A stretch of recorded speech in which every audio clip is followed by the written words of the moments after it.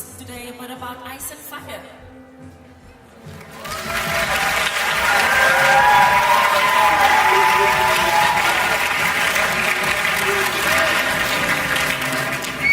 Thank you so much for that warm welcome.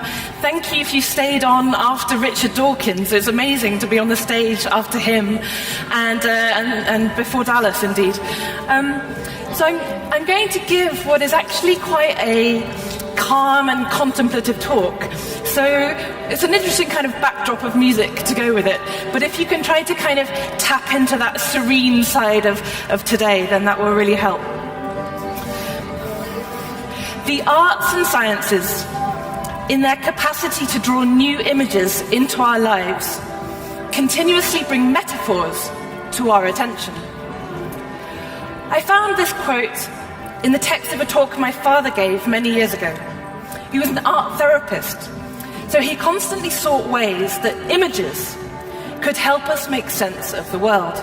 He understood that science is another way to discover and create powerful new pictures. So today will not be a scientific lecture of facts and figures.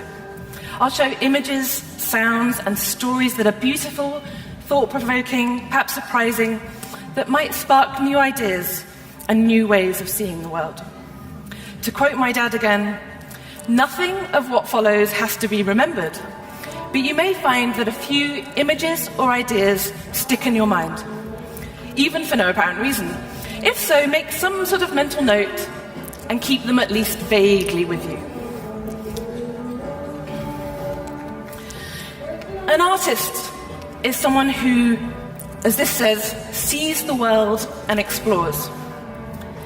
This picture is from the wall of an art studio in a primary school in Bristol, where I ran a workshop about polar explorers and how we make sense of the world through art and science.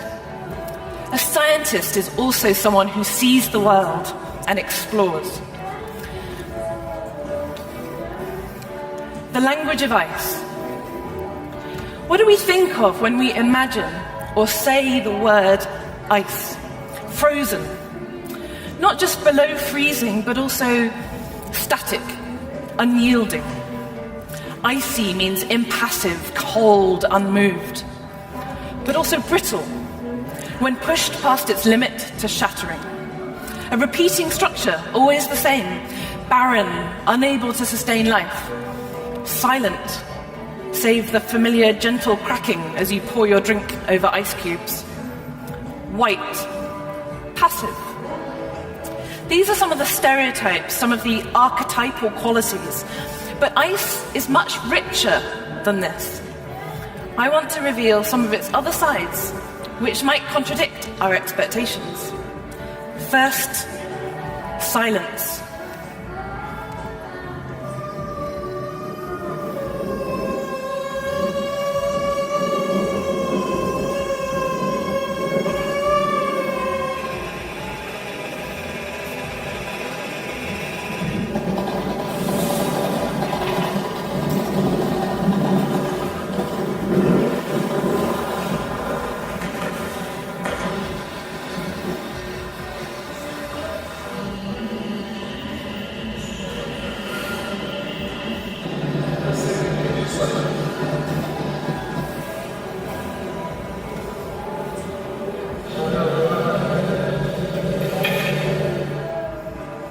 The ice was here, the ice was there, the ice was all around. It cracked and growled and roared and howled like noises in a swound. Swound means fainting fit, but in the rhyme of the ancient mariner, Coleridge intended it to evoke the ghostly spectral voices that they meet later. So ice has a rather ferocious, alarming voice, whistling and pining. It's not a cold silence, but a cacophony. And that voice comes from the structure of ice itself. If ice was soft or liquid, it could not press and grind together. If it were as hard as stone or metal, it would not so easily crack and fracture, ear-splitting. Ice contains these opposites. It is both unyielding and brittle. It lies on the boundary between. And the structure of ice is unique. It contains much more space than one would expect. Rather than rectangular boxes, ice is a kind of honeycomb, a series of caves. It is a framework that holds space. And if you haven't already seen it, I highly recommend Brian Cox's series, Forces of Nature. It had a slightly dreamy quality to it, and I'm not referring to the professor's good looks. The first episode was a beautiful exposition of how the symmetries we see in nature hint at the scientific and mathematical laws that lie beneath, like the spherical shape of the planets, which shows the gravity that pulls them together. He explained how the six-sided shape of a snowflake is an expression of that underlying ice crystal structure, the shapes of those ice caverns within, which in turn arise because of the unusual way water molecules are attracted to one another. A water molecule is a V-shape, an oxygen atom holding hands with two hydrogens. These V-shapes are attracted to each other in a way that encircles as much space as possible between them, making hexagons. Here's Brian showing this. And we find this symmetry aesthetically pleasing. But that symmetry that draws us to catch snowflakes is also a way in which ice reveals its nature to us. And it's not the only way.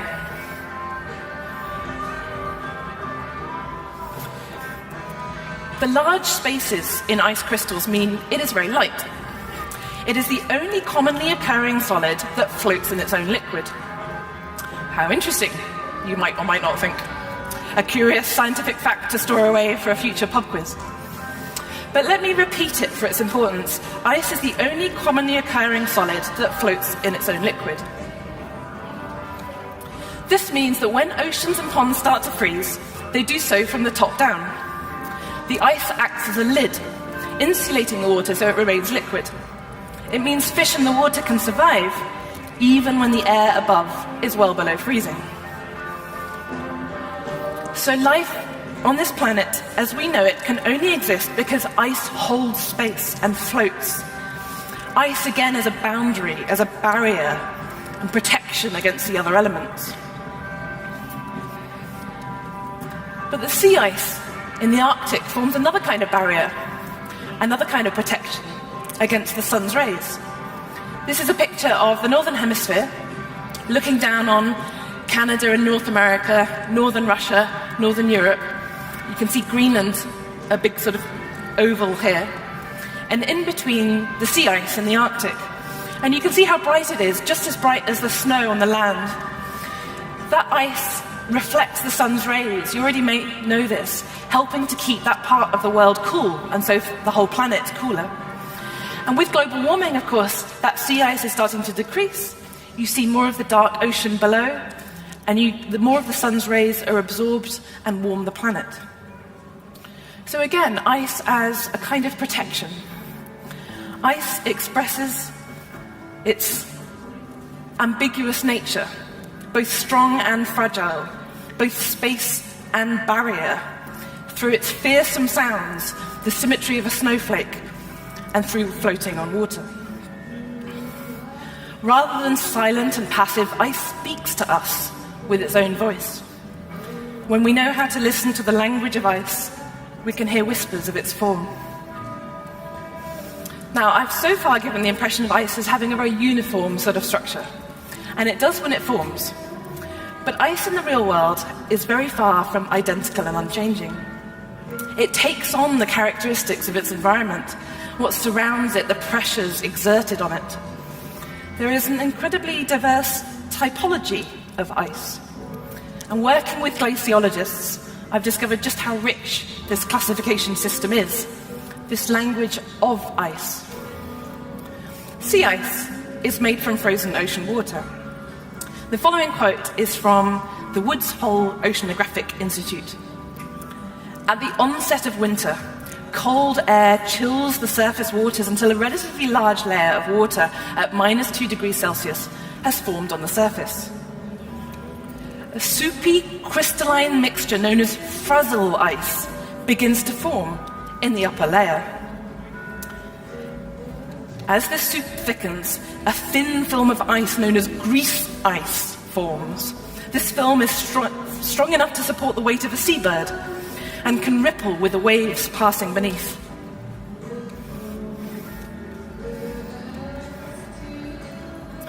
As the surface temperature begins to drop, the ice forms a solid layer and is then called pack ice.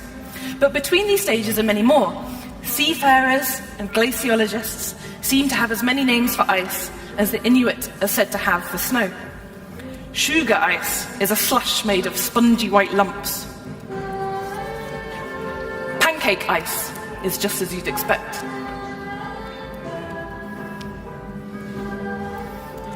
And nihilus ice is an elastic sheet of sea ice that bends over waves without breaking. And it's called dark nihilus or light nihilus, depending on its thickness, 1 finger length or 2, and therefore how much of the dark ocean can be seen through it. Nihilus goes on to form young ice, thick enough to break on the waves. Young grey ice, if it is 1 handspan thick. Grey-white, if it is 2. If young ice persists, it becomes first-year ice, ranging from thin first year to white ice, medium first year, thick first year, which is as thick as a man is tall. And staying longer, it becomes second year and multi-year ice. You can see here the smoother first-year ice at the bottom, the rougher multi-year at the top. Here, this is nihilus ice. This dark blue patch is actually the nihilus ice. The young grey-white is this grey area here, and second-year ice in the bottom left.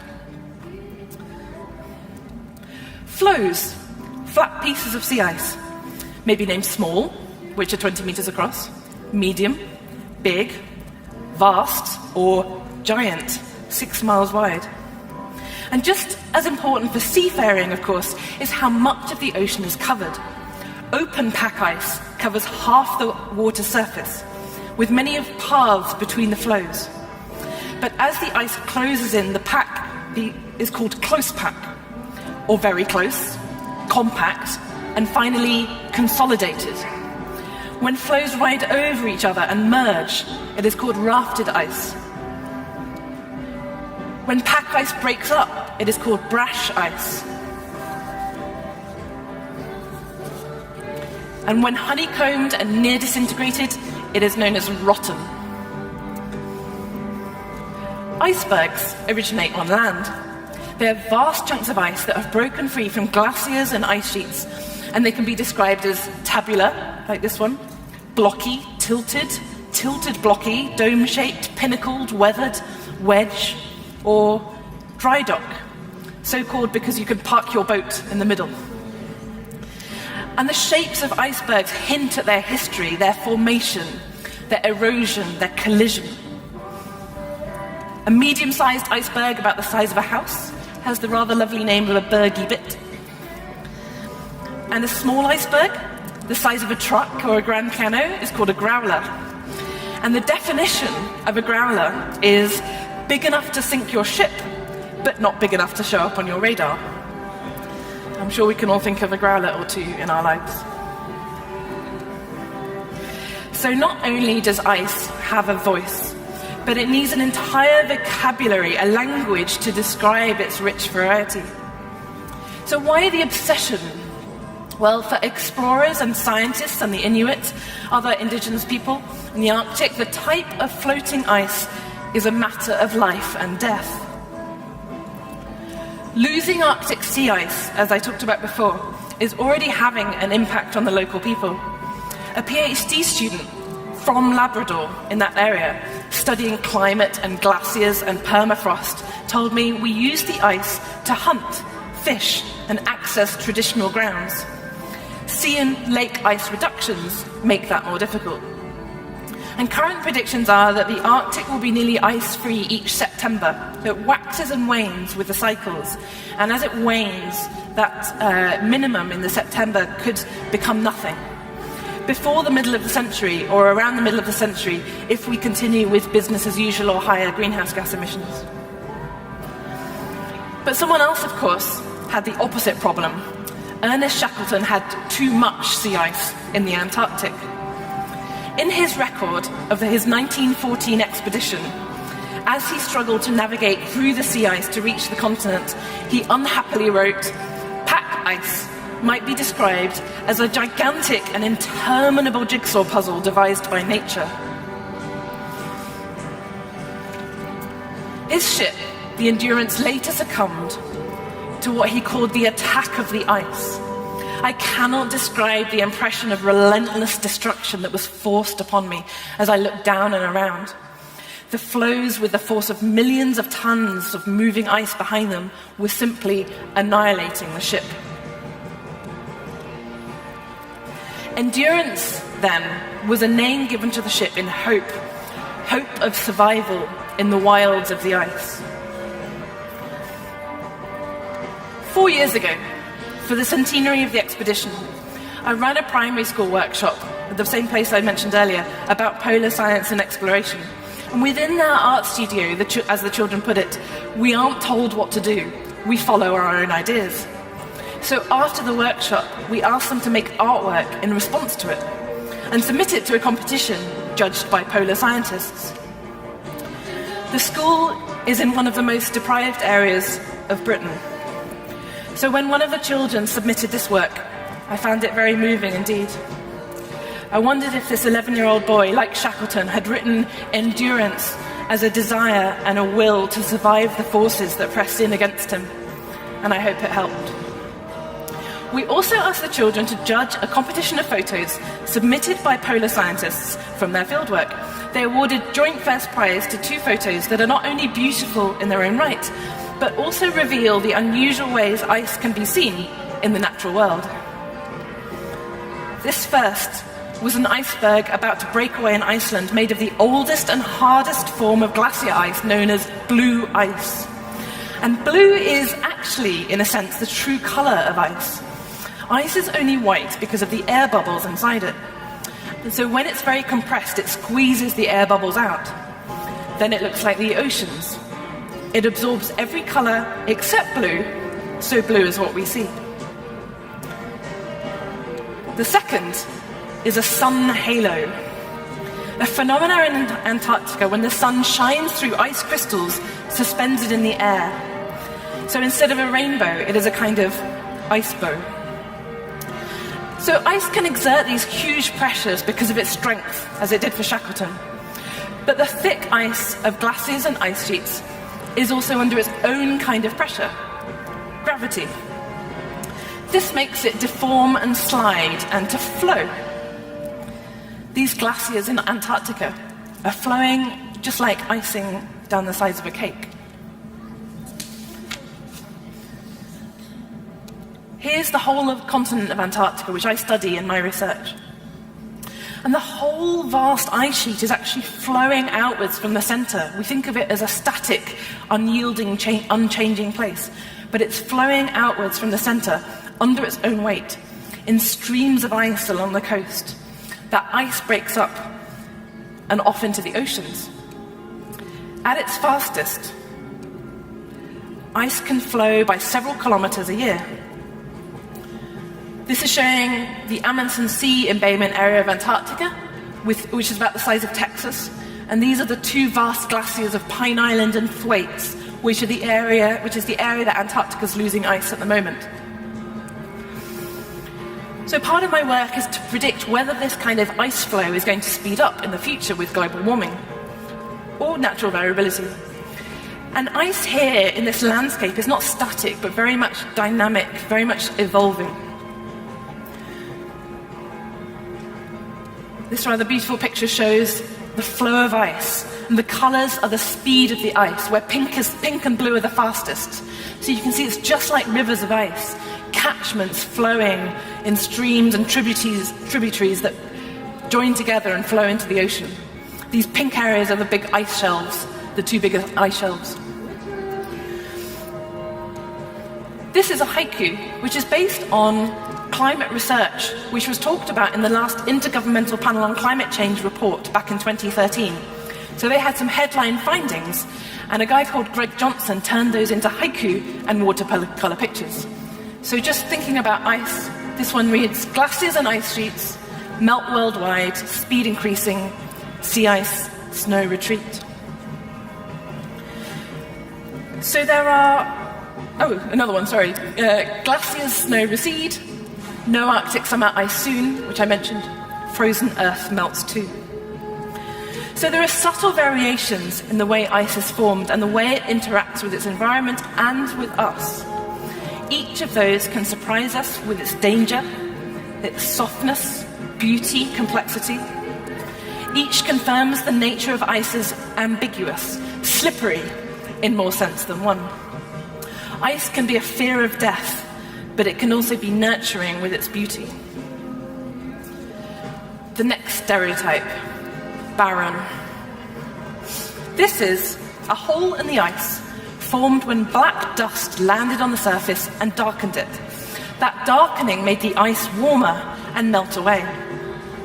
As the dust sank down, the hole filled with water, and the water filled with life. In the hole, bacteria, algae, sometimes insects blown in with the dust and the wind live that can tolerate the cold. Each hole is an entire ecosystem with different species, nutrients and cycles, life, death, life, death. The living things in the hole produce energy that warm the ice and make the hole grow larger. In the winter, a lid of ice protects the inhabitants with a small amount of water beneath. So when summer returns, the lid melts and the colony continues to grow.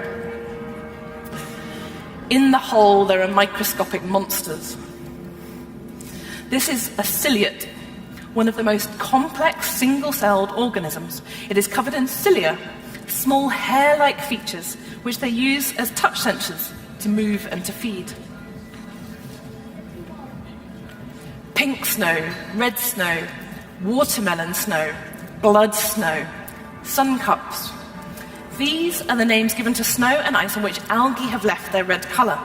Snow and ice are so bright, so unrelenting in their exposure to the sun, that these algae contain a kind of sunscreen to protect them from the ultraviolet rays. These are red, orange and yellow pigments called carotenoids. Carotenoids are found in carrots, which is why eating carrots helps protect your eyes from ultraviolet damage. But not just carrots. They're found in tomatoes, red peppers, flowers, autumn leaves, egg yolks, shrimp, crab and lobsters, corals, fish, amphibians, and the pink plumage of flamingos. So far from being barren, ice can sustain life, and life in turn can give heat and colour to the ice. Now, I've talked about the voice and the vocabulary of ice, the pressures and the life. But ice is also a record keeper, a history book. Ancient ice has a language that speaks about the past. Helen Keane, you might know, she presents Radio 4 programs on science and space. She asked me about ancient ice for her book, The Science of Game of Thrones. I will borrow from her writing because I like the way she tells this story. The cold keeps all kinds of secrets. Scientists working in Antarctica are using finely balanced drills to bore as deep as 3 kilometers into glaciers and ice sheets, extracting rods of ice, known as ice cores, to catch a glimpse of undiscovered history. These ice cores have allowed us to look back as far as 800,000 years, and there is hope it will one day soon be 1 million years or more. When I speak to Tamsin, she's just come back from the British Antarctic Survey Labs. There's a photo of her on Twitter, beaming with utter delight as she holds a tiny off-cut ice chip to her ear. The survey have a bag of leftover ice core chips, and their visitors can rub them beneath their fingers and listen. When the ice is exposed to a bit of human heat, the bubbles of ancient atmosphere trapped inside it audibly fizz out. Gases that were caught in ice when woolly mammoths, ancient Greeks, roughed Elizabethans roamed the earth are freed into the air again, after their long, cold imprisonment. Scientists can analyze the composition of trapped air bubbles in the ice core to give us a record of Earth's climate history. Glaciers contain layer upon layer of fallen impacted snow. So it's perhaps not surprising that they can tell us how much snow fell in a particular year. The sizes of the snow layers are like the rings of a tree. But the tiny amounts of gas, dust, and particles of debris that are also trapped when the fluffy snow falls on fluffy snow and freezes can tell us even more.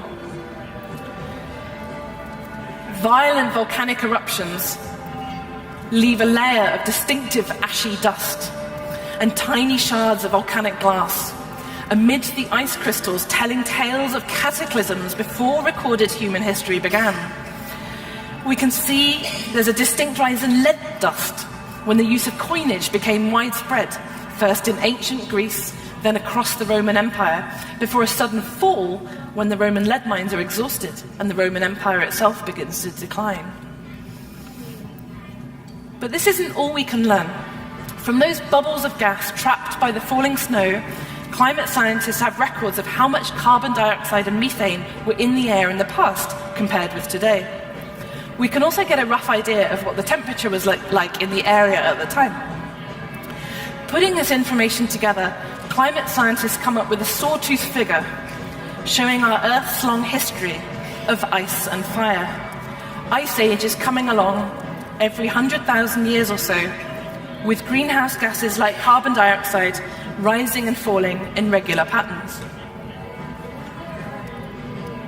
It is difficult not to be captivated by the song of the Antarctic ice cores, the waxing and waning of great empires, the Greeks, the Romans, the Victorians, recorded in ancient dust and gas, found frozen in time deep inside an uninhabited continent at the ends of the Earth.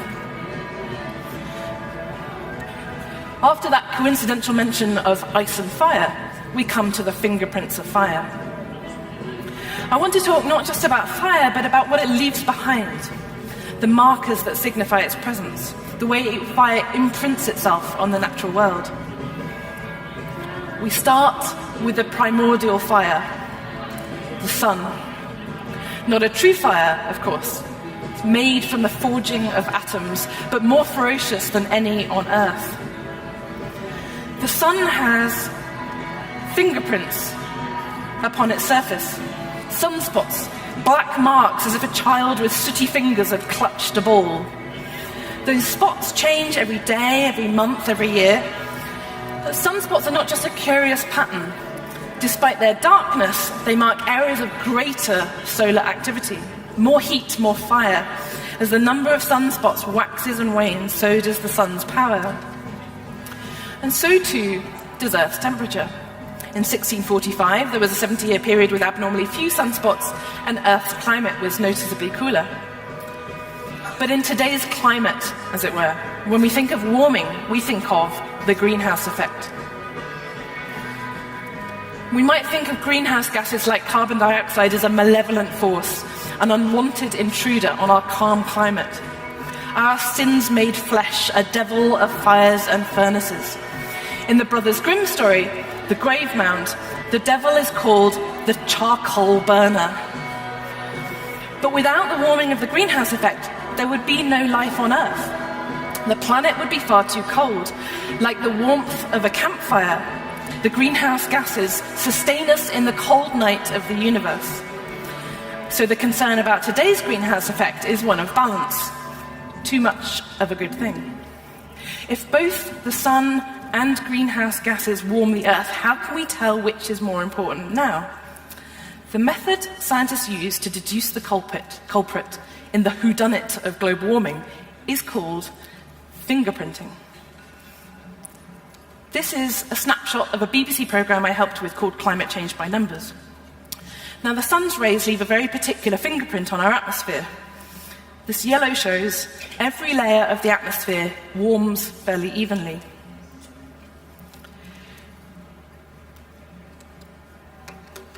Greenhouse gases leave a different fingerprint. They warm the lower levels of the atmosphere, shown in red, close to the surface, while the upper layers, in blue and purple, cool. So fingerprinting is the name that we give to identifying the different influences of the sun's fire and our own warming on the climate. Volcanoes. Ruptures in the earth. A glimpse of the liquid fire just beneath the planet's thin crust and a hint at the deeper liquid core close to the center of the Earth. This deepest, most hidden fire of liquid iron turns and tumbles inside the planet and creates the Earth's magnetic field. Without that magnetic field, our atmosphere would be unprotected from the sun and stripped away into space. So the fire inside the Earth protects us from that of the sun and sustains all life. But volcanoes can also bring cold. When a large volcano erupts, gases are thrown into the high atmosphere, like the huge eruption of Pinatubo in 1991. Those gases react with water in the atmosphere, in the air, to form tiny particles. Those particles hang in the air, reflecting sunlight, which cools the Earth for a few years. They can also amplify the sunsets. This is Hong Kong after the Pinatubo eruption. Some people think that Turner's paintings were influenced by high volcanic activity at the time. So, bringing to mind the algae and the red snow, a volcanic eruption can both turn the skies red and yellow and also act as a global sunscreen. So the fire inside the Earth can protect and cool the climate. Again, fire as paradox, as a contradiction. Fire is destruction. This shows a wildfire in Texas in 2011. And global warming makes wildfires more likely, more droughts, more heat waves. It will also bring good in some places. Fewer people are dying of cold, better harvests in the cold northern highlands. But it will take more than it gives. We burn more carbon, air warms for decades, but seas for millennia. Human ingenuity, though, is being set to task to harness the fires of the sun and global warming. Some of those suggestions are pure science fiction. One is that we might protect ourselves from the sun's rays with a giant sunshade in space. The sun is so blindingly strong we would only need to block less than 2% of its power to compensate for our own warming. So this idea of a sunshade brings me back to the ancient mariner. The western wave was all aflame. The day was well nigh done. Almost upon the western wave rested the broad, bright sun, when that strange shape drove suddenly betwixt us and the sun. Another idea is that we might mimic the cooling effect of volcanoes, throwing those same gases into the air to create those particles that reflect sunlight away.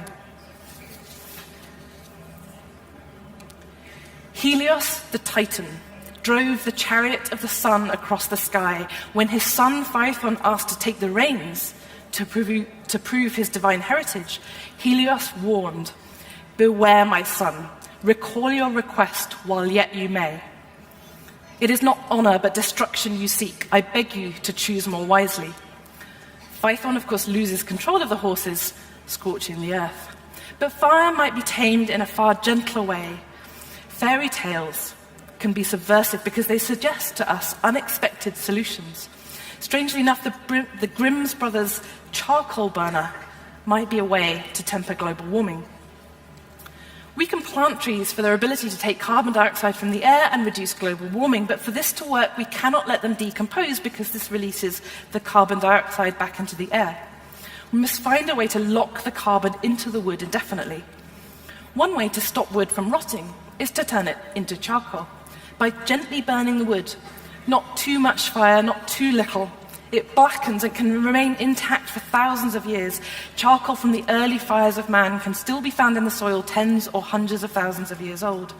So the fingerprints of fire on wood then provide hope. By locking up carbon dioxide, charcoal prevents it from warming the atmosphere. Fire might be manipulated as an ally, might be tamed without that fear of danger. I will end with 4 images some images of ice and fire in one. A volcano in the ice. This beautiful photo was taken during the 2010 eruptions that stopped air traffic around Europe. This rather startling photo shows scientists setting fire to methane gas bubbles escaping from under the ice and frozen ground. Large areas of the world's permafrost are predicted to thaw with global warming, and some of those areas might release methane, adding to the greenhouse gas effect. We don't yet know how much. Finally, ice itself can burn. This is methane clathrate, also known as fire ice. Just like the previous images, the fire is caused by burning methane, but instead of trapped bubbles, the methane is bound up in the very structure of the ice itself. The ice and the fire, each containing opposites, as they exchange places and coexist in the natural world. Thank you.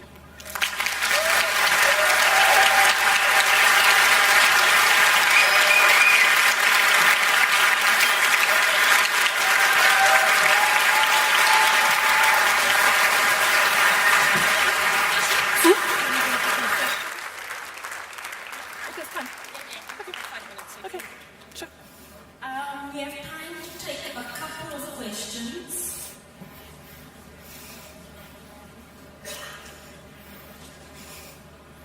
Can't see. Anyone shout? Let us know where you're at and bring the mic to you.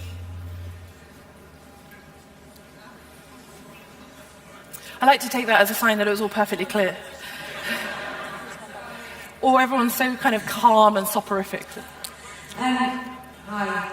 Hi. I know you briefly mentioned it, but when do you personally think that the Arctic might be ice-free throughout the whole year? Because I know I've asked Mark Brandon, and I know you know Mark Brandon. Yes. Well, throughout the whole year is a different question, and I'm not sure if that's what you're asking compared with what I was talking about the minimum. So I think climate scientists tend to make most of their predictions for this century.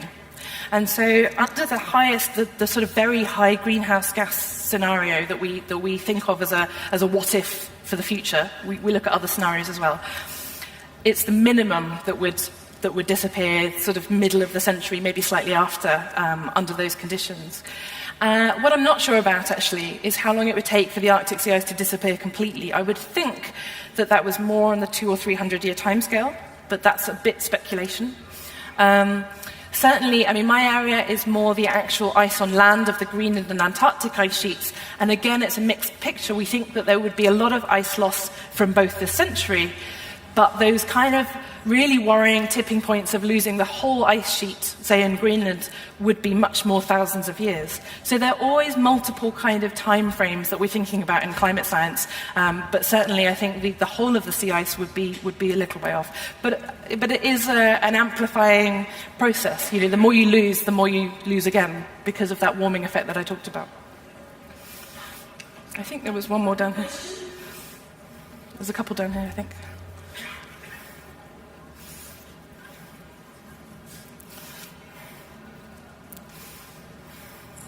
Thank you. Do your calculations take into consideration the mining that's happening in the Arctic? The mining, yeah. I mean,